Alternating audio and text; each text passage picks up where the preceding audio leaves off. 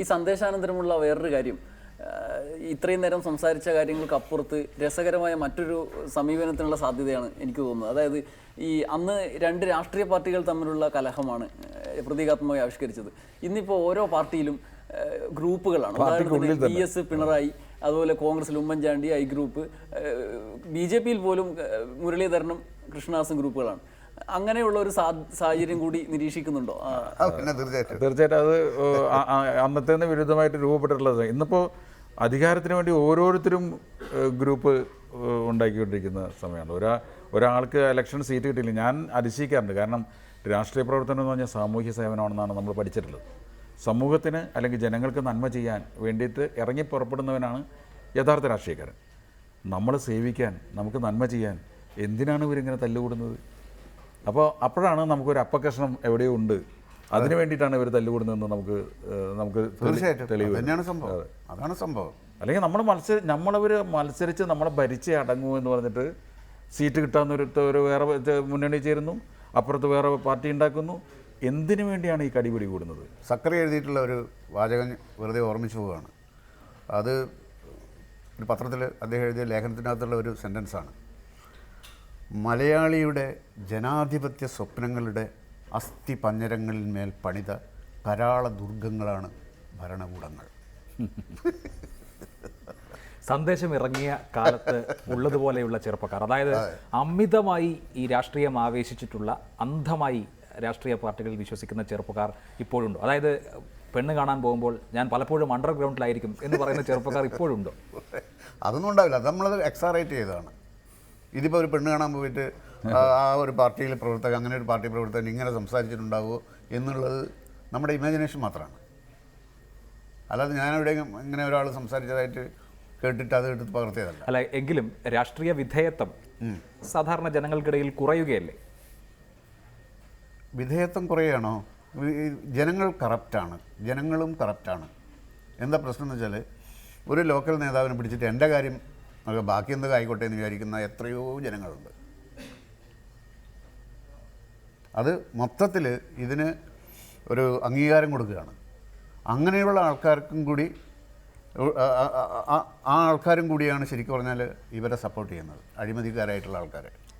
സന്ദേശത്തിലെ രണ്ട് കഥാപാത്രങ്ങൾക്കും വേറൊരു നിലയിൽ നോക്കിയാൽ ഒരു ഉദ്ദേശശുദ്ധിയുണ്ട്. കാര്യം സ്വന്തം പോക്കറ്റ് വീർപ്പിക്കാൻ അതിൽ ജയറാമിൻ്റെ കഥാപാത്രമോ ശ്രീനിവാസൻ്റെ കഥാപാത്രമോ തിരിക്കുന്നത് ഇവർക്ക് ആളാവണം, അത് മാത്രമേ ഉണ്ടായിരുന്നുള്ളൂ. ഇന്ന് അതിനേക്കാൾ ദുഷിച്ചിരിക്കുന്നു. ഇന്ന് രാഷ്ട്രീയത്തിലിറങ്ങുന്നത് രാഷ്ട്രീയം ഒരു തൊഴിലാക്കി മാറ്റുകയാണ്. മനസ്സിലായില്ല? അപ്പോൾ അതുകൊണ്ട് എന്ത് നേട്ടമുണ്ടാക്കാം? നമുക്ക് വലിയ വീട് പണിയാനും മക്കളെ വലിയ സ്കൂളുകളിൽ പഠിപ്പിക്കാനും മറ്റ് ജോലികൾ ചെയ്യാതെ എളുപ്പത്തിലൊരു വഴി അത് മാത്രമേ മാറുന്നു. അപ്പോൾ സന്ദേശത്തിൻ്റെ സമയത്ത് നേരത്തെ അഭിലാഷ് ചോദിച്ചതുപോലെ അവർ അർപ്പണബോധം ഉണ്ടായിരുന്നു. അവർ വിഡ്ഢിത്തമാണെങ്കിൽ പോലും ആ ചെയ്യുന്നതിൽ അവർക്ക് ആർപ്പാടത്തുണ്ടായിരുന്നു. ഐഡിയോളജിയോട് അന്ധമായ ഒരു പിന്നെ മുതിർന്ന നേതാക്കൾ പറയുന്നത് പൂർണ്ണമായിട്ടും ഏറ്റെടുക്കുക. ഇപ്പോൾ യശ്വന്ത് സഹായി എന്ന് പറഞ്ഞ ഒരാൾ വന്നാൽ അയാളുടെ കാല് തൊട്ട് വന്ദിച്ചോളൂ എന്ന് പറഞ്ഞാൽ കാല് തൊട്ട് വന്ദിക്കാൻ അച്ഛനെ അയാളെ ഒരു കള്ളത്തരം കൊണ്ടല്ല. അപ്പോൾ അത് അന്ധമായി വിശ്വസിക്കുന്ന, കരിക്കിന് വേണ്ടി എല്ലാവരും കൂടി ഒരേ തെങ്ങ് കയറുന്ന, അതെ ഒരു അവർക്കതിൽ ഈ ആളുകൾ ഇപ്പോഴും ഓർമ്മിക്കുന്നത് അത്തരം കാര്യം. കൊടിമരത്തിന് വേണ്ടി കവുങ്ങ് മുറിക്കുന്നത്, മറ്റേ തെങ്ങേറ്റത്തിൻ്റെ തമാശ എന്ന് വെച്ചാൽ ഇതിൽ ആ സീൻ എടുക്കാനായിട്ട് ജൂനിയർ ആർട്ടിസ്റ്റുകളെ കൊണ്ടുവന്നു പറയാം. ശ്രീനിവാസൻ എഴുതി വെച്ചുള്ള സീനിലേക്ക് എല്ലാവരും ഈ കതർധാരികളെല്ലാവരും കൂടിയിട്ട് ഇളനീരിടാൻ കയറുന്നു എന്നുള്ളതാണ്. അതെ. പക്ഷേ ഇന്ന് അങ്ങനെ ഒരു കാഴ്ചയുണ്ടോ? ഇപ്പോൾ രാഷ്ട്രീയ പ്രവർത്തനത്തിന് വേണ്ടി, പാർട്ടിക്ക് വേണ്ടി സ്വന്തം പറമ്പ് പണയം വെക്കുന്ന ആൾ, അല്ലെങ്കിൽ അമ്മ ആശുപത്രികൾ കിടക്കുമ്പോൾ പോകാൻ സമയം കിട്ടാത്ത ആൾ. പക്ഷേ ഇന്ന് ഇപ്പോൾ ഒരു ജാഥയ്ക്ക് പോകണമെങ്കിൽ ഈ പറയുന്ന പ്രവർത്തകർക്ക് അങ്ങോട്ട് പണം കൊടുക്കേണ്ട സാഹചര്യം ഇല്ലേ പല പാർട്ടികളിലും? അല്ല, അതാണ് പറഞ്ഞത്, അന്നത്തെക്കാളും കൂടുതൽ ആത്മാർത്ഥത കുറഞ്ഞിരിക്കുന്നു. തീർച്ചയായിട്ടും അന്ന് ഇവർ കുറേയും കൂടെയും സിൻസിയറായിരുന്നു. അപ്പോൾ ഇന്ന് പറഞ്ഞു കേൾക്കുന്നത് എന്താ വെച്ചാൽ, പിന്നെ പ്രൊഫഷണൽസാണ്, പൈസ വാങ്ങിച്ചിട്ട് മറ്റേ പാർട്ടിക്കും ഈ പാർട്ടിക്കും എല്ലാം പോകുന്നത് ഇവർ തന്നെയാണ് അത്ര. അല്ല, ഇപ്പോൾ ഒരു സമ്മേളനം സംഘടിപ്പിക്കുന്നത് പോലും ഈവൻറ്റ് മാനേജ്മെൻ്റ് ആയല്ലോ.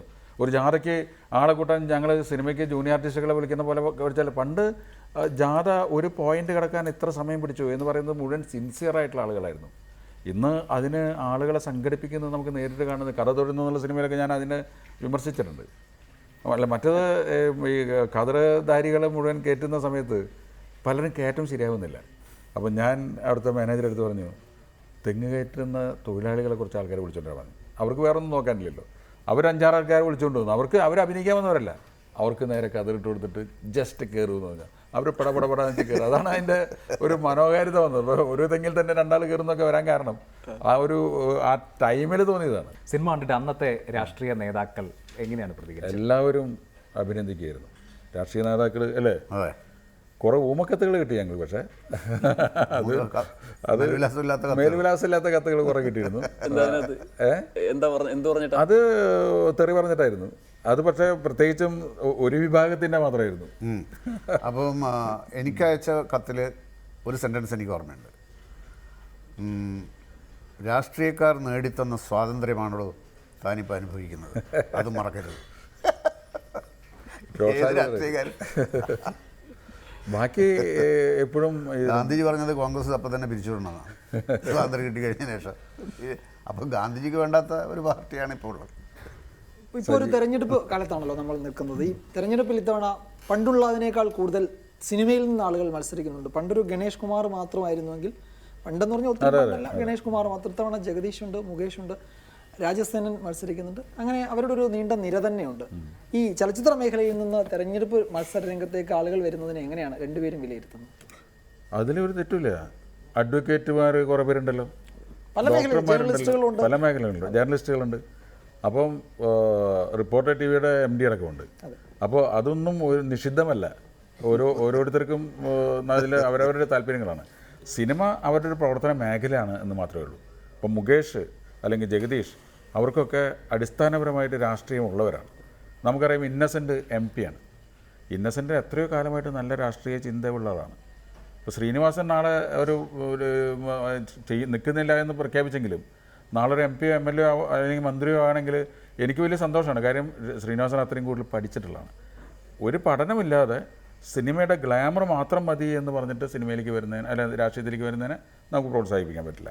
തമിഴ്നാട്ടിലും ആന്ധ്രയിലും ഒക്കെ വലിയ സിനിമാ താരങ്ങളാണ് രാഷ്ട്രീയത്തിന്റെ ഗതി തന്നെ നിർണ്ണയിച്ചത്. പിന്നീട് ഏറ്റവും വലിയ നേതാക്കളായിരുന്നു. കേരളത്തിൽ അങ്ങനെ എന്തെങ്കിലും ഉണ്ടാകും? കേരളത്തിൽ പിന്നെ അങ്ങനെ ഒരു ആൾ ഏതെങ്കിലും സ്വതന്ത്രപ്പെട്ട MGR സ്വന്തം പാർട്ടി ഉണ്ടാക്കിയിട്ടാണ് അവിടെ വന്നത്. മറ്റേ ഇദ്ദേഹം NT രാമറാവു സ്വന്തം പാർട്ടി ഉണ്ടാക്കിയിട്ടാണ് വന്നത്. അങ്ങനെ സ്വന്തം പാർട്ടി ഉണ്ടാക്കാൻ തൻ്റെ ഇടമുള്ള ഒരു സിനിമാ പ്രവർത്തകൻ വരികയാണെങ്കിൽ അദ്ദേഹത്തിന് MGR-ന്റെ ഇമേജ് തമിഴ്നാട്ടിൽ ഉള്ളതുപോലെയുള്ള പക്ഷേ അത് ഇവിടെ വിജയിക്കും. ഇപ്പോൾ NTR സ്വന്തം പാർട്ടി ഉണ്ടാക്കി മത്സരിച്ച ആദ്യത്തെ തെരഞ്ഞെടുപ്പിൽ 3-2 ഭൂരിപക്ഷം കിട്ടി അധികാരത്തിലെത്തി. പക്ഷേ കേരളത്തിലെ ഒരു വലിയ നടൻ മമ്മൂട്ടിയോ മോഹൻലാലോ ഒക്കെ ഒരു പാർട്ടി ഉണ്ടാക്കാമെന്ന് വിചാരിച്ചാലും ആ സ്വീകാര്യത കിട്ടുമോ? അത് ഉണ്ടാക്കി നോക്കിയാലേ പറയാൻ പറ്റുള്ളൂ. കേരളത്തിൽ പക്ഷേ ബുദ്ധിമുട്ടാണ്. കേരളത്തിൽ അത് ഒരു സിനിമയുടെ ഗ്ലാമർ സിനിമയ്ക്ക് മാത്രമായിട്ട് ഇപ്പം നമുക്കറിയാം. ഒരു സിനിമാ നടൻ പ്രചാരണത്തിന് വന്നാൽ ആളുകൾ കണ്ടമാനം കൂടും. അത് ഓട്ടായി മാറണമെന്നില്ല. അതുകൊണ്ടാണ് ബുദ്ധിമാനായ ഇന്നസെൻ്റ് എൻ്റെ പ്രചരണത്തിന് ഒരു സിനിമക്കാരും വരണ്ട എന്ന് പറഞ്ഞത്. ഞാൻ ചോദിച്ചു ഇന്നസെൻ്റെ അടുത്ത്. ഇന്നസെൻ്റ് പറഞ്ഞതെങ്കിൽ മമ്മൂട്ടിയോ മോഹൻലാലോ വരുമായിരുന്നല്ലോ. ഇന്നസെൻ്റ് പറഞ്ഞു വരുമായിരുന്നു, അത് വേണ്ട. കാരണം അവർ കാണാൻ വരുന്നവർ മമ്മൂട്ടിയെയോ മോഹൻലാലിനെയോ കാണാൻ വരുന്നതാണ്. മാത്രമല്ല ചാലക്കുടി മണ്ഡലത്തിൽ ഒരു താരമായിട്ട് ഞാൻ നിൽക്കുമ്പോൾ എന്നൊക്കെ വലിയൊരു താരം അവിടെ വന്ന് ഷൈൻ ചെയ്യേണ്ട ആവശ്യമില്ല എന്ന് പറഞ്ഞു പുള്ളി. കാര്യം ഇതാ ഇന്നസെൻ്റ് വരുന്നു എന്ന് പറഞ്ഞിട്ട് ആൾക്കാർ നോക്കുക. ഇന്നസെൻറ്റിൻ്റെ അപ്പുറത്ത് മോഹൻലാലും മമ്മൂട്ടി ഉണ്ടെങ്കിൽ ഇതാ മമ്മൂട്ടി വരുന്നു, മമ്മൂട്ടി ഇന്നസെൻ്റ് തോളി കയറ്റി നിങ്ങൾ ഈ പാവത്തിന് വോട്ട് ചെയ്യണം എന്ന് പറയുന്നത് അത്ര നല്ല ഏർപ്പാടല്ല എന്ന് പറഞ്ഞു. അത് രാഷ്ട്രീയത്തിന് വലിയ പ്രാധാന്യം മലയാളി കൊടുക്കുന്നില്ല. താരരാഷ്ട്രീയത്തിന് മലയാളി വലിയ പ്രാധാന്യം കൊടുക്കുന്നത് എനിക്ക് വിശ്വാസമില്ല. കാര്യം പിന്നെ വേറൊന്നുണ്ട്, MGR ആയാലും ജയലളിത ആയാലും NT രാമറാവു ആയാലും അവർ ഈ രാഷ്ട്രീയത്തിനെ നന്നായി പഠിച്ചിട്ടാണ് അതിലേക്ക് വന്നിട്ടുള്ളത്. ഇപ്പോൾ ഷീല ചേച്ചി മനസ്സിനക്കര എന്നുള്ള സിനിമ ഷൂട്ട് ചെയ്യുമ്പോൾ ഷീല ചേച്ചി പറഞ്ഞിട്ടുണ്ട്, ഷീല ചേച്ചിയുടെ വലിയ കൂട്ടുകാരിയായിരുന്നു ജയലളിത അഭിനയിക്കുന്ന കാലത്ത്. പക്ഷേ എപ്പോഴും ഒഴിവുള്ള സമയത്ത് മുഴുവൻ പുസ്തകങ്ങൾ വായിച്ചുകൊണ്ടിരുന്നു. ആ വായിച്ചിരുന്ന പുസ്തകങ്ങളെല്ലാം ചരിത്ര പുസ്തകങ്ങളായിരുന്നു എന്നാണ്. അപ്പോൾ അതായത് ലോകം രൂപപ്പെടുന്നതിനെ പറ്റിയിട്ട്, ഹിറ്റ്ലറെ പറ്റി, മുസോളിനെ പറ്റി, അല്ലെങ്കിൽ നമ്മുടെ ഗറില്ല യുദ്ധത്തിനെ പറ്റിയൊക്കെയാണ് അവർ വായിച്ചുകൊണ്ടിരുന്നത്. നോവലോ ചെറുകഥകളോ അല്ല. അപ്പോൾ അന്ന് തൊട്ട് അവർക്കൊരു രാഷ്ട്രീയ ബോധമുണ്ട്.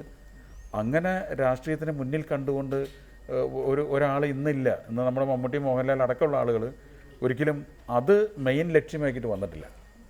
അപ്പോൾ അത്തരം ഒരു പ്രവണത കേരളത്തിൽ ഉണ്ടാവുമെന്ന് നമുക്ക് വിശ്വസിക്കാനാവില്ല. മക്കൾ വളർന്ന് അവരുടേതായ കാഴ്ചപ്പാടിൽ രൂപപ്പെടുത്തിയെടുത്തുള്ളൂ. പ്രത്യേകിച്ചും വിനീത് ശ്രീനിവാസൻ ചെയ്ത സിനിമകളിലൊക്കെ ഒരു ഇടതു രാഷ്ട്രീയ കൂട്ടം ഉണ്ടായിരുന്നു. പ്രത്യേകിച്ചും CPIM എന്ന് തോന്നിപ്പിക്കുന്ന മലർവാടി മുതലുണ്ടായിരുന്നു. അവരൊരു സംഘബോധം ഉള്ള ആളുകളാണ്.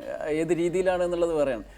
പ്രത്യേകിച്ചും ശ്രീനേട്ടൻ്റെ കാഴ്ചപ്പാടിൽ വിഭിന്നമായ നിലയിലാണോ എന്ന് പോലും നമുക്ക് തോന്നും. അതിനെക്കുറിച്ച് സംസാരിച്ചിട്ടുണ്ടോ? മകനുമായി സംസാരിക്കാറുണ്ടോ ഈ രാഷ്ട്രീയത്തിലുള്ള? ഇല്ല, സംസാരിച്ചിട്ടേ ഇല്ല. ഈ ഏതിലോ ഒരു നുണ എഴുതിയിട്ട് ഞാനിങ്ങനെ വിനീതനോട് പറഞ്ഞതായിട്ടും പിന്നെ ഒക്കെ പ്രചരിച്ചിരുന്നു. അത് ഞാൻ എന്നിട്ട് അതിന് ആരാണ് അത് ആ പോസ്റ്റ് ഇട്ടതെന്ന് DGPക്കൊക്കെ പരാതി കൊടുത്തിരുന്നു. അത് പോസ്റ്റ് ഇടുന്ന വലിയ പ്രശ്നമാണ്. ഞാൻ ഇല്ലാത്തത് ലേറ്റസ്റ്റ് ഞാൻ BJP-കാരാണെന്ന് പറഞ്ഞിട്ട് എനിക്ക് ഒരുപാട് ചില ആൾക്കാർ അഭിനന്ദനങ്ങൾ ഞാൻ വിമർശനം. ആകെ കൂടിയത് ഒരു ചാനലിൽ അവർ വന്നിട്ട് ചോദിച്ചപ്പോൾ ഞാൻ പറഞ്ഞു, ഇപ്പം നമ്മുടെ അടുത്ത് പറഞ്ഞതുപോലെ നമുക്ക് ഇവരൊക്കെ പ്രതീക്ഷയുള്ളതുകൊണ്ടാണ് ഈ പറയുന്നത്.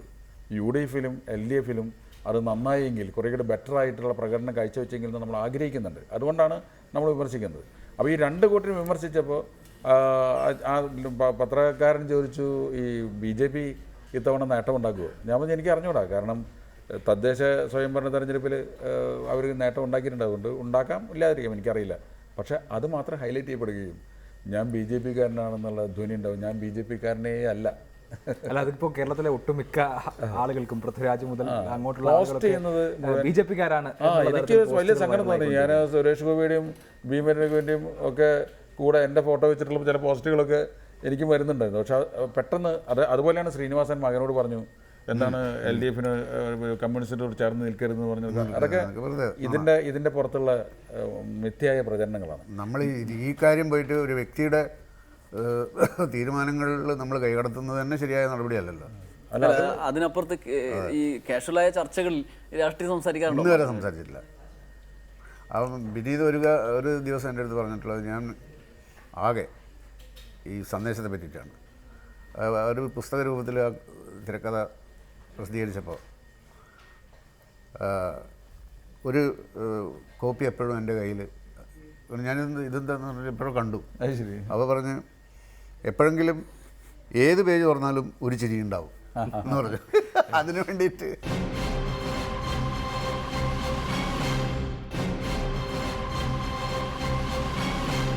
മലയാള സിനിമയുടെ ചരിത്രത്തിൽ ഏറ്റവും പ്രധാനപ്പെട്ട ഒരു കൂട്ടുകെട്ടാണ്. വ്യക്തിപരമായും സിനിമയുടെ മൊത്തം കണക്കിലെടുത്താലും ഈ സൗഹൃദം വ്യക്തിജീവിതത്തിൽ അങ്ങേയറ്റം നന്നായി നിങ്ങൾ കീപ്പ് ചെയ്യുന്നുണ്ട്. പക്ഷേ സിനിമയിൽ ഇടക്കാലത്ത് ആ സൗഹൃദത്തിൻ്റെതായ റിസൾട്ട് സിനിമയിൽ ഉണ്ടായില്ല എന്നത് മലയാള പ്രേക്ഷകരെ സംബന്ധിച്ചിടത്തോളം ബുദ്ധിമുട്ടോ വിഷമോ ഉള്ള കാര്യമാണ്. അങ്ങനെയുള്ള പ്രേക്ഷകരോട് എന്താ പറയുക? അത് ഞങ്ങൾ രണ്ടുപേരും മനഃപൂർവ്വം തീരുമാനിച്ചതാണ്. കാര്യം ഒരേപോലെ ചിന്തിക്കുന്ന ആളുകൾ ഒന്നിച്ച് കുറേ സിനിമകൾ ചെയ്ത് കഴിയുമ്പോൾ ഒന്ന് പാർട്ട് ചെയ്ത് പോയിട്ട് ഒറ്റയ്ക്ക് ചിന്തിച്ചു കഴിഞ്ഞ് വീണ്ടും കൂടി ചേരുമ്പോൾ കുറച്ചും കൂടി പുതുമയുണ്ടാവും. അല്ലെങ്കിൽ ഞങ്ങൾ സങ്കല്പിക്കുന്ന പോലെ അല്ലേ, നമ്മൾ ചെയ്യുന്ന പോലെ. അപ്പം ഞങ്ങൾ രണ്ടുപേരും സംസാരിച്ച് തീരുമാനിച്ചിട്ടുള്ളതാണ്. അല്ലാണ്ട് പിരിയലൊന്നും ഉണ്ടായിട്ടില്ലല്ലോ. സ്വാഭാവികമായിട്ടും ആ ഗ്യാപ്പ് കഴിഞ്ഞില്ല. ഇനിയിപ്പം ഒരു പുതുമ രണ്ടുപേർക്കും കിട്ടി. വീണ്ടും നമ്മൾ അടുത്ത കൊല്ലം ഒരു സിനിമ ഞങ്ങൾ ഒന്നിച്ച് ചെയ്യാൻ തീരുമാനിച്ചിട്ടുണ്ട്. അത് നമ്മൾ തല്ലിപ്പിരിഞ്ഞൊന്നുമല്ല, അതൊരു രാഷ്ട്രീയ സിനിമയായിരിക്കും. അല്ല, അതിപ്പോൾ പറയാറായിട്ടില്ല. എന്തായാലും രസകരമായൊരു സിനിമയ്ക്ക് വേണ്ടിയിട്ടുള്ള ഒരു ഒരുക്കത്തിൽ ഞങ്ങൾ സംസാരിക്കാൻ തുടങ്ങിയിട്ട് കുറച്ച് നാളുകളായി. അതൊന്നും ഒരിക്കലും എപ്പോഴും എൻ്റെ അടുത്ത് ഞാൻ ഒറ്റയ്ക്ക് നേരിടേണ്ടി വരുന്ന ഏറ്റവും കൂടുതൽ ശ്രീനിവാസൻ പിന്നെ അത്ര അധികം ഇൻ്റർവ്യൂ കൊടുക്കാറില്ലാത്ത ഒരാളായതുകൊണ്ട് ശ്രീനിവാസനായിട്ട് എന്താ പ്രശ്നം എന്ന് ചോദിക്കാറുണ്ട്. ഒന്നിച്ചൊരു സിനിമയിൽ കണ്ടില്ലെങ്കിൽ എന്താണ് പ്രശ്നം എന്നാണ് ചോദിക്കുക. അതൊന്നുമില്ല. ശ്രീനിവാസൻ ഇനി ഒരു സിനിമ സംവിധാനം ചെയ്യുമോ? ഉറപ്പില്ല. രണ്ട് വലിയ എന്താ പറയുക, അത്ര വലിയ പോപ്പുലറായ രണ്ട് സിനിമകൾ, അതിനുശേഷം എന്താണ് അതിൻ്റെ ഒരു തുടർച്ച? നമ്മളെ നികേഷിൻ്റെ അടുത്ത് ഞാനൊരു കഴിഞ്ഞ പ്രാവശ്യം ഒരു ഇൻ്റർവ്യൂവിൽ പറഞ്ഞത് എൻ്റെ ഓർമ്മ എങ്ങനെയാണ്, ഞാൻ പറഞ്ഞത് ഇപ്പം 3.5 കോടി ജനങ്ങളുണ്ട് കേരളത്തിൽ. ഞാൻ 2 പടം ചെയ്തു, ഒരു പടവും ചെയ്യാത്ത എത്രയോ ആൾക്കാർ. അതുകൊണ്ട് അതൊരു വലിയ ഇഷ്യൂ അല്ലാന്ന് ഞാൻ പറഞ്ഞു. അല്ല, ചെയ്യാത്ത സിനിമകളാണ് ഞാൻ മലയാള സിനിമയ്ക്ക് ചെയ്ത ഏറ്റവും വലിയ സേവനം എന്ന് പറഞ്ഞത്. അല്ല, അങ്ങനെ മനസ്സിലൊരു തീം ഉരുത്തിരിഞ്ഞ് വരികയാണെങ്കിൽ അതുപോലെ, അതായത് എനിക്ക് വഴങ്ങുന്ന ഒരു തീം. ഞാനൊരു ഒരു ടെക്നിക്കൽ എക്സ്പെർട്ട് എന്ന് പറയാൻ പറ്റാത്ത ഒരാളാണ്. അപ്പോൾ എടുത്ത് ഫലിപ്പിക്കലല്ല, അത് പറഞ്ഞ് ഫലിപ്പിക്കാൻ പറ്റുന്ന സിമ്പിളായിട്ടുള്ള പുതുമയുള്ള ഒരാശയം എപ്പോൾ വന്നാലും ഞാൻ ചെയ്യുമായിരിക്കും. അത് ഈ രണ്ടെണ്ണം അല്ലാതെ വേറെ എപ്പോഴെങ്കിലും തോന്നിയിട്ടുണ്ടോ പിന്നീട് എടുക്കാതെ അങ്ങനെ? അല്ല, ഒരെണ്ണം ഒരിക്കൽ തോന്നി. ശ്രീനി എൻ്റെ അടുത്ത് പറഞ്ഞു ഒരിക്കൽ, രണ്ടെണ്ണം കഴിഞ്ഞിട്ട് മൂന്നാമതൊരു ശ്രീനി മറന്നുപോയതാണ്. ഒരിക്കൽ എൻ്റെ അടുത്ത് പറഞ്ഞു, അടുത്തൊരു സിനിമയെ പറ്റി ഞാൻ ആലോചിച്ച് തുടങ്ങിയെന്ന് പറഞ്ഞു. ഡയറക്റ്റ് ചെയ്യാൻ. അത് ചിലപ്പോൾ കേന്ദ്ര കഥാപാത്രം ഞാനായിരിക്കണം എന്നില്ല ചെയ്യുന്നത്, ചിലപ്പോൾ മോഹൻലാലായിരിക്കും എന്ന് പറഞ്ഞിട്ട് ശ്രീനി ഒരു വിഷയം പറഞ്ഞു. അതിമനോഹരമായ വിഷയമായിരുന്നു. പക്ഷേ ആ വിഷയത്തിന് അധികരിച്ചുകൊണ്ട് അത് ശരിയാണ്, അത് പിന്നെ അങ്ങ് വിട്ടുപോയി ശ്രീനി. അതായത് വിട്ടുപോയതെന്ന് വെച്ചാൽ അതിന് ഞാൻ ഇങ്ങനെ ആലോചിച്ചിട്ട് അതിൻ്റെ കാര്യങ്ങളിലേക്ക് നീങ്ങിക്കൊണ്ടിരിക്കുമ്പോൾ ഒരു തമിഴ് സിനിമ വന്നു. അത് അയാൾ ഇത് അറിഞ്ഞിട്ടല്ല, അറിഞ്ഞിട്ടൊന്നുമല്ല. അല്ല, നമുക്ക് ഓപ്പണായിട്ട് പറയാം. ഓട്ടോഗ്രാഫ് എന്നുള്ള സിനിമ, ചേരൻ്റെ സിനിമ വരണേക്കാ തൊട്ട് മുമ്പാണ് ശ്രീനിവാസൻ ഇത് പ്ലാൻ ചെയ്യുന്നത്. അപ്പോൾ ഞാൻ പറഞ്ഞത് നല്ല രസമുള്ളതാണ്. കാര്യം ഒരു വിവാഹത്തിന് മുമ്പ് അദ്ദേഹം അയാളായിട്ട് ബന്ധമുണ്ടായിരുന്ന, അയാളായിട്ട് പ്രണയമുണ്ടായിരുന്ന 3 പേരുടെ ജീവിതത്തിലേക്ക് ഒന്ന് തിരിഞ്ഞു നോക്കുന്നു. ഇത് തന്നെയാണ് ചേരൻ അതിമനോഹരമായിട്ട് ഓട്ടോഗ്രാഫിൽ പറഞ്ഞത്. അതുകൊണ്ടാണ് ശ്രീനി പിന്നെ അതിൽ നിന്ന് പിന്മാറിയത്. ഒരിക്കലും പക്ഷേ ചേരൻ ഇത് അറിഞ്ഞിട്ടില്ല. എനിക്കിപ്പോഴും ഒരു ചെറിയ സംശയമുള്ളതെന്ന് വെച്ചാൽ, ഞാൻ പറഞ്ഞ ഒരാൾ എന്നിടത്ത് ലീക്കായി പോയിട്ടുണ്ടാകുമോ എന്ന് പക്ഷേ നമുക്കത് പറയാം. അത് കഴിഞ്ഞാൽ അത് വളരെ പെട്ടെന്ന് തന്നെ അത് ചെയ്യും. അത് നല്ല തമിഴ് സംസ്കാരം ഉൾക്കൊണ്ടുകൊണ്ടിരിക്കുന്ന ചെയ്ത നല്ല സിനിമയായിരുന്നു ചേരൻ്റെ. അത് മകൻ പണി തുടങ്ങിയതിൽ പിന്നെ ശ്രീനിവാസനും ഇപ്പോൾ കാര്യമായി ഒന്നുമില്ലാതെ താങ്കൾ തന്നെ ഒരു സിനിമയിൽ പറഞ്ഞിട്ടുണ്ട്. വിനീതിൻ്റെ പുതിയ സിനിമ സൂപ്പർ ഹിറ്റിലേക്കാണ് പോകുന്നത് എന്നാണ് ആദ്യത്തെ റിപ്പോർട്ടുകൾ. എങ്ങനെയാണ് വിനീത് ശ്രീനിവാസൻ എന്ന സംവിധായകനെ, താങ്കളൊരു സംവിധായകനാണല്ലോ, വിലയിരുത്തിയിട്ടുള്ളത്? ഞാൻ അങ്ങനെ വിലയിരുത്തുന്നതിൽ എന്താ കാര്യമുള്ളത്? ജനങ്ങളല്ലേ വിലയിരുത്തേണ്ടത്.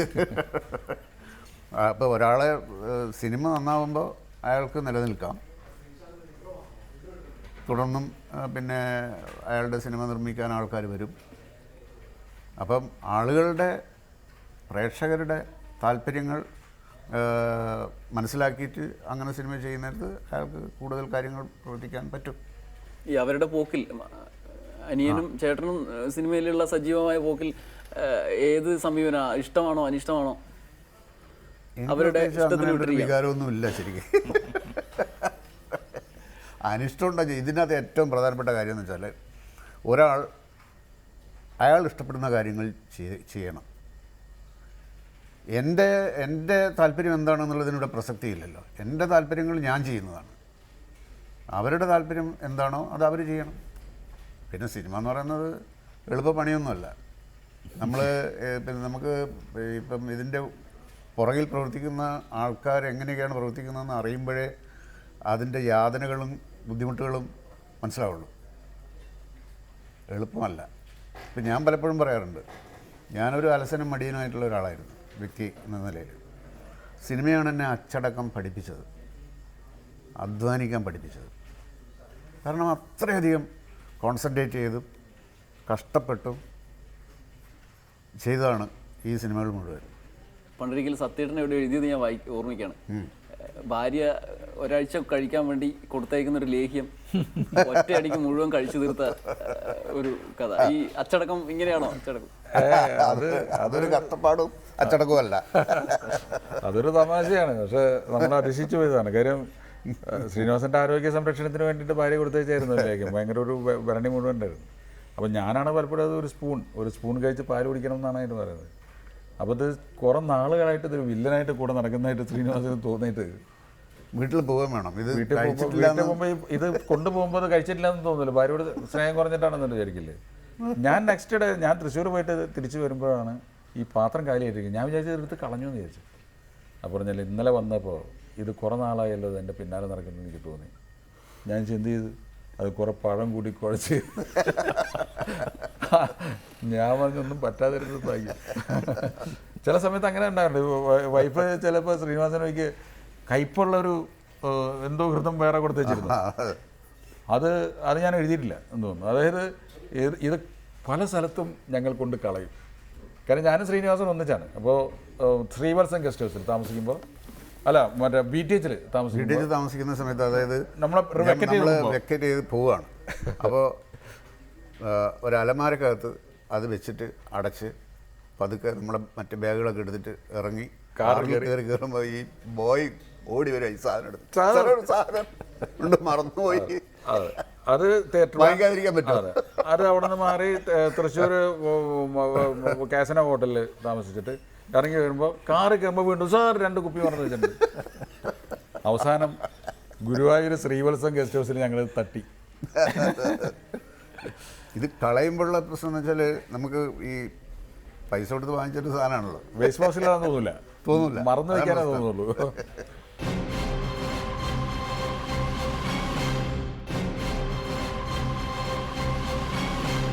കൃഷി ഒരു അഭിനിവേശമായി താങ്കൾ ഇപ്പോൾ എല്ലാ രംഗത്തും സിനിമാ പ്രവർത്തകൻ എന്നതിനപ്പുറത്തേക്കൊരു മുഴുവൻ സമയ കർഷകൻ എന്ന നിലയിൽ അറിയപ്പെടാനും കൂടി ഇഷ്ടപ്പെടുന്നു എന്നാണ് ഞാൻ മനസ്സിലാക്കിയിട്ടുള്ളത്. എപ്പോഴാണ് ഈ കൃഷിയുമായി ഇത്രത്തോളം അടുപ്പം ഉണ്ടാകുന്നത്? ഇതിപ്പം എല്ലാ വേദിയിലും ഇപ്പോൾ ഒരു കർഷകൻ എന്ന നിലയിലാണല്ലോ ശ്രീനേട്ടൻ പ്രസംഗിക്കാറുള്ളത്. എപ്പോഴാണ് ഈ കൃഷിയോട് ഇത്രത്തോളം താല്പര്യം വന്നത്? കൃഷി ഇതിൻ്റെ സത്യങ്ങൾ മനസ്സിലാക്കിയപ്പോഴാണ് ഇത് എത്രത്തോളം പ്രധാനപ്പെട്ട ഒരു വസ്തുതയാണെന്നുള്ളത് തിരിച്ചറിഞ്ഞത്. നമുക്കിത് അറിയാത്ത കാലത്ത് കൃഷിയിൽ ഇത്രയധികം താല്പര്യത്തോട് നമ്മൾ ഇറങ്ങില്ലായിരുന്നു. കാരണം നമുക്ക് കഷ്ടപ്പെടേണ്ട ആവശ്യമില്ല, പൈസ കൊടുത്ത് കിട്ടുന്നൊരു സാധനമാണെങ്കിൽ. ഇത് നമ്മളിപ്പോൾ എത്ര പൈസ കൊടുത്താലും കിട്ടാത്തൊരവസ്ഥയല്ലേ ഉള്ളത്. നമുക്കറിയാലോ, ഇപ്പം എല്ലാവർക്കും അറിയാവുന്ന കാര്യമല്ലേ. ഇതിനെപ്പറ്റി മനസ്സിലാക്കിയപ്പോഴാണ് നമ്മൾ നേരിട്ട് ഇറങ്ങാൻ തയ്യാറായത്. ജൈവ കൃഷിയാണെങ്കിലും ഇപ്പോൾ പറഞ്ഞ ഇത്തരം അറിവുകൾ നമ്മൾ മോഡേൺ മെഡിസിന് വേണ്ടി ചിലവഴിക്കുന്ന പൈസയുടെ എത്രയോ കുറച്ചു മതി ഇത്തരം കാര്യങ്ങൾക്ക്. ഇതിൻ്റെ ഒരു പ്രചാരണ പ്രവർത്തനങ്ങൾക്ക് വേണ്ടി ഒരു മൂവ്മെൻറ്റ് ഉണ്ടാക്കിയാൽ അതിന് നേതൃത്വം നൽകുമോ? തീർച്ചയായിട്ടും. പിന്നെ അതിനല്ലേ നമ്മൾ ആഗ്രഹിക്കുന്നത്. എന്തായാലും ഒരു മാറ്റം ഉണ്ടാവാൻ സാധ്യതയുണ്ട്. അതായത് നമ്മൾ പല കാര്യങ്ങളും നമ്മൾ പ്ലാൻ ചെയ്യുന്നുണ്ട്. അതൊക്കെ ഇങ്ങനെ വന്നുകൊണ്ടിരിക്കുകയാണ്. നമുക്ക് രാഷ്ട്രീയ പാർട്ടിയും ഒന്നും ഇല്ല. നമ്മൾക്ക് പ്രസിഡൻ്റ് ആവുക, സെക്രട്ടറി ആവുക, അല്ലെങ്കിൽ ഭരണത്തിൽ കയറുക, ഇതിലൊന്നുമല്ല കാര്യം. അല്ലാതെ തന്നെ നമുക്ക് ഒരുപാട് കാര്യങ്ങൾ ചെയ്യാൻ പറ്റും. അതിന് സിനിമയിലുള്ള നമ്മുടെ ഒരു മേൽവിലാസം നമ്മൾ ഉപയോഗിക്കുകയാണ്. സന്ദേശം അരാഷ്ട്രീയ സിനിമയാണെന്ന് പറയുന്നവർ പോലും ശ്രീനേട്ടൻ്റെ രാഷ്ട്രീയം, മണ്ണിൽ നിന്നുകൊണ്ടുള്ള ഒരു രാഷ്ട്രീയത്തെക്കുറിച്ചും സത്യേട്ടൻ ചെയ്യുന്ന ഈ രാഷ്ട്രീയ നിരീക്ഷണത്തിന് തുടർന്നുണ്ടായിരുന്ന രാഷ്ട്രീയ നിലപാടിനെക്കുറിച്ചും നല്ല ബോധമുള്ളവരായിരിക്കും എന്നുള്ളതാണ് പ്രതീക്ഷ. വളരെ നന്ദി ഇത്രയും നേരം മീറ്റ് ദ ആർട്ടിസ്റ്റ് ചെലവഴിച്ചത്. സന്തോഷം. ഓക്കെ. അടുത്തയാഴ്ച മറ്റൊരു അതിഥിയുമായി വീണ്ടും കാണാം. നമസ്കാരം.